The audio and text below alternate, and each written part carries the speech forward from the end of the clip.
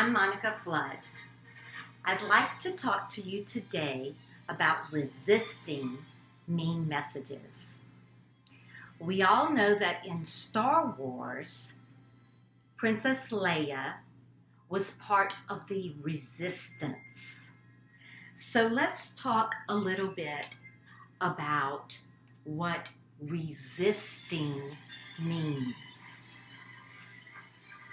To resist is to oppose, defeat, or withstand something. And what is a message? A message is an idea. Where do we get messages about how we should behave or how we choose to behave? Well, today there are a plethora of places that we can get different ideas about how we should behave from. One of the places that we get ideas from are other people. TV, the internet, which is any online medium, music, video games, books. These are just a few of the places that we can get ideas about how to behave. Now, who decides how you behave? You and you alone decide that. But these different things really bombard us today because we spend a lot of time on our iPads or phones or online. And sometimes we can very subtly get a message that becomes part of our behavior, and it's possibly something that is not in alignment with our values about being kind to one another. So this goes along with, I think it was Gandhi who said that to watch our thoughts, because our thoughts become words, and watch our words because our words become actions, and watch our actions because our actions become habits. Watch our habits because our habits become our character, and watch our character because our character becomes our destiny, and that's what defines us. So there's a lot of little subtle things that we sometimes think are meaningless, but we can use or think about these things and maybe evaluate whether they're our actions are in alignment with the kind of person that we want to be. Because I think most people would say that they want to be a kind person over being a mean person.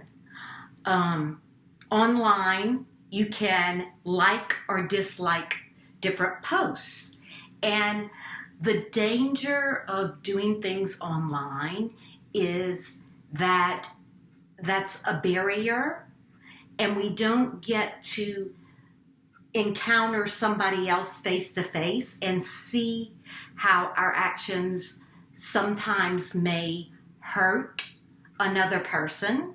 So a lot of people hide behind that, and it's also very easy to click on a dislike post or a like post on something that is making fun of somebody else.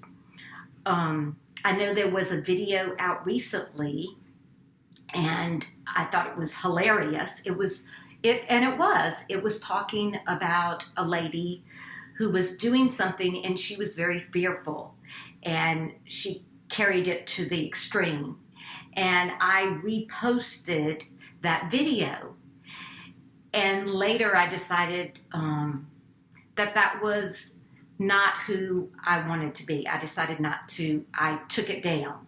So when I say this stuff, I mean me too. I've been teaching about anti-meanness, anti-bullying for 4 years now, and I still am human and I don't get it right. But I think awareness is key. If we can pay attention to the things that we do and know that they do matter, what we say, do, online, to one another, it makes a difference. And if we can be as kind as possible, then that's the only way that we're going to be able to fight meanness, because meanness is an epidemic in today's world. It's an easy outlet. It's easy for us to take our pain and instead of feeling it, to throw it out on other people. So if we can be aware of that and pay attention to our own actions, and if we do something that is not in alignment with being kind, and we can go back and do something to fix it, then that's a good thing. So we need to pay attention, especially to music. Music is a very good thing. It helps us to express ourselves, to express our emotions, and there's a lot of talented musicians and a lot of songs that help us to express ourselves and release our feelings out there. But there are a lot of subtle messages about how to act that are not kind, that go along with the idea of spreading meanness. So there is this is an older song, and I really like the artist that sings this song. But the message in the song is not the kind of message that I would go along with being kind. Even, and I'm challenging us here, and I know it's hard, but even when people are mean to us, should we be mean back to them? No. Why? Because that just keeps the meanness going. That does not solve the problem.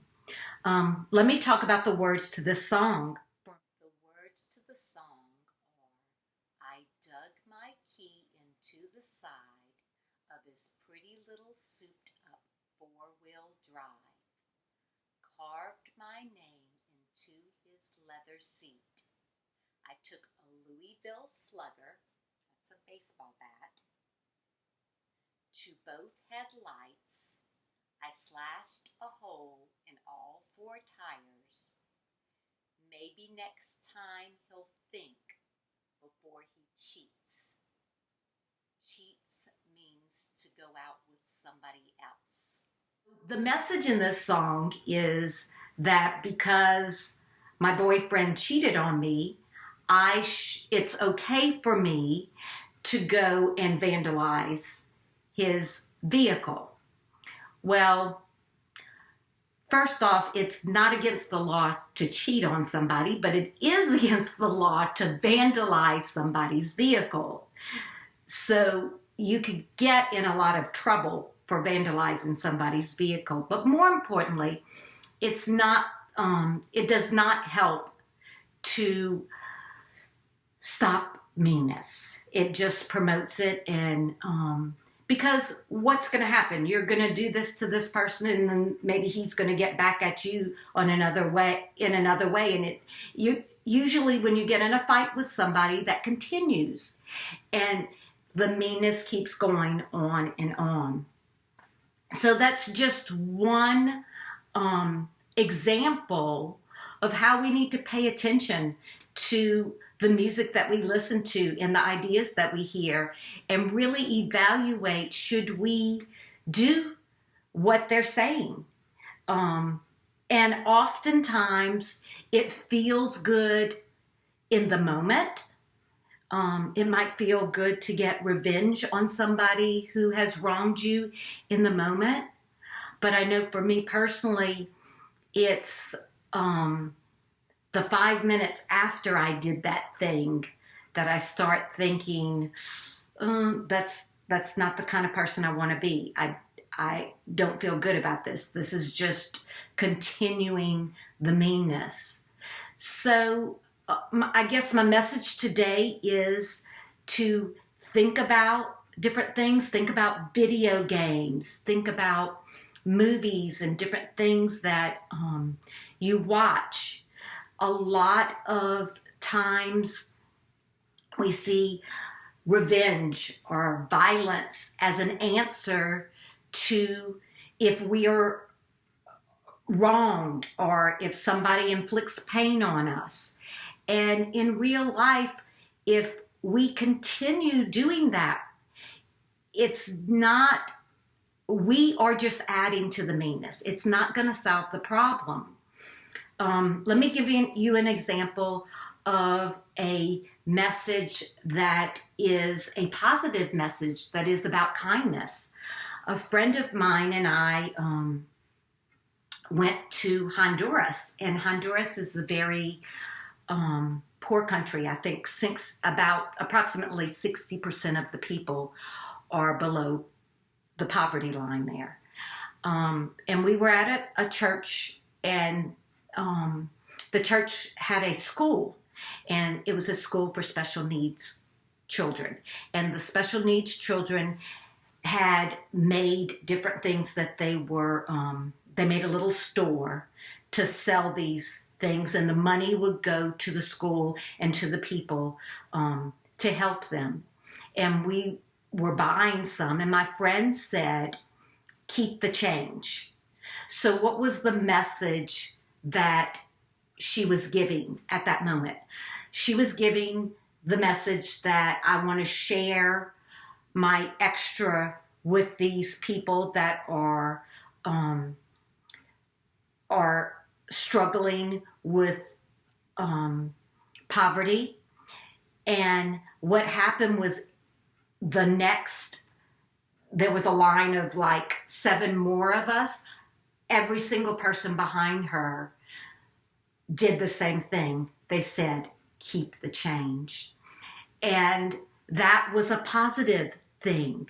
We were able to follow her good example of sharing a little bit more of what we had with people that are less fortunate than us. So it works both ways. We can see good things that people do and copy those good things. And sometimes we can see mean things that people do and copy those mean things.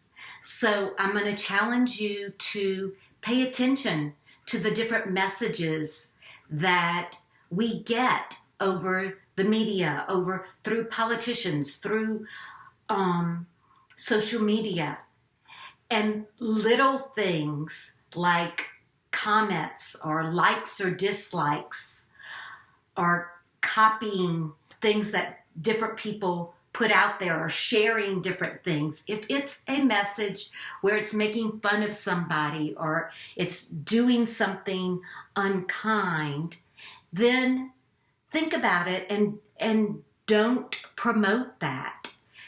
And if it's a message of kindness, then please do that thing, because the world needs more kind people in it. We need to promote kindness. That's the only thing that is going to help to fix the problem of meanness in today's world. Thank you. May the force be with you. I'm going to read one of my favorite stories to you. It's called The Band-Aid Chicken. What's a Band-Aid? A Band-Aid is something we put on a cut to protect it and to help it to heal. This is a story about resisting peer pressure. We know what resistance means, we've talked about that before. Resistance is to fight against or to overcome. Peer pressure is that pressure or that voice inside of us that makes us feel like we need to do whatever our friends are doing, whether we feel comfortable about it or not. We just do it because they're doing it. This is written by Becky Rangel Hinton.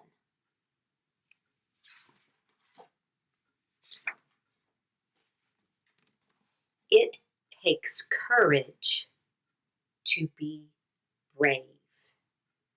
And courage is that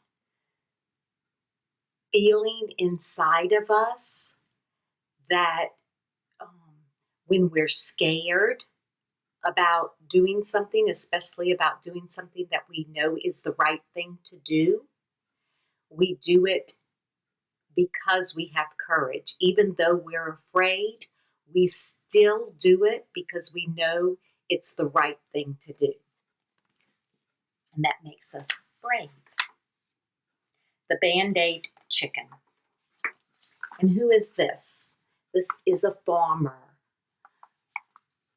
How many of you have ever been picked on? Did you know there is a pecking order among chickens? If a new chicken is brought into a group, the other chickens will peck on the new chicken to show it who is in charge. This can hurt or even kill the new chicken. This story is about a brave chicken who wanted the pecking to stop.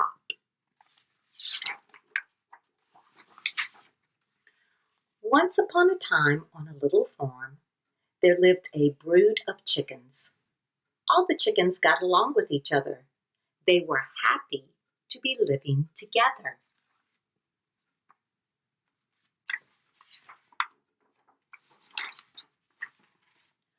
One day the farmer put a new little chicken inside the fence. This chicken did not have a family, and she was hoping to make some friends soon. But before she could say hi, all the other chickens started pecking on her head. That looks very painful. The farmer saw the new chicken's head. It was bruised and cut. The farmer covered the sores with Band-Aids and said, "I think I'll call you the Band-Aid chicken." By the next day, the Band-Aid chicken's head did not hurt so much, but her heart did. And what does that mean? That means her feelings were still hurt. And sometimes your feelings take a lot longer to heal than your body does. She was so sad that the other chickens would not even give her a chance to get to know them. Soon, the other chickens told the Band-Aid chicken that she had passed their test. That meant she could now be the first to peck on any new chicken who came into the yard. Before many days had passed, the farmer put another new chicken into the yard. And this chicken looks very nervous and worried.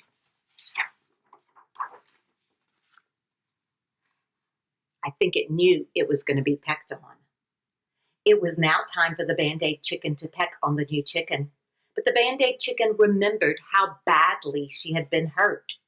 She stood in front of the frightened new chicken, looked right into the eyes of the other chickens and loudly said, "No, no, I won't do it."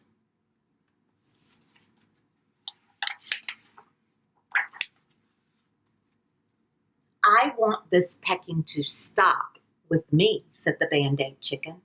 I remember how bad I felt when you did it to me and how much it hurt my head and my heart."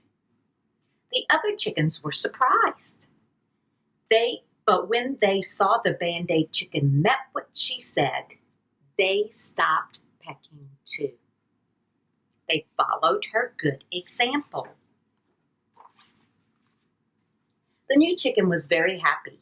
In fact, all the chickens became a lot happier after the pecking stopped because everybody was being kind now. All the chickens knew it took courage to change what had been happening. They looked up to the Band-Aid chicken and respected her for her courage and bravery.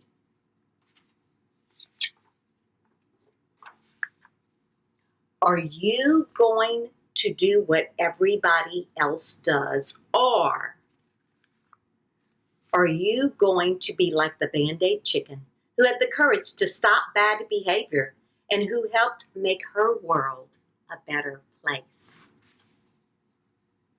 And this is where meanness belongs too, in the trash.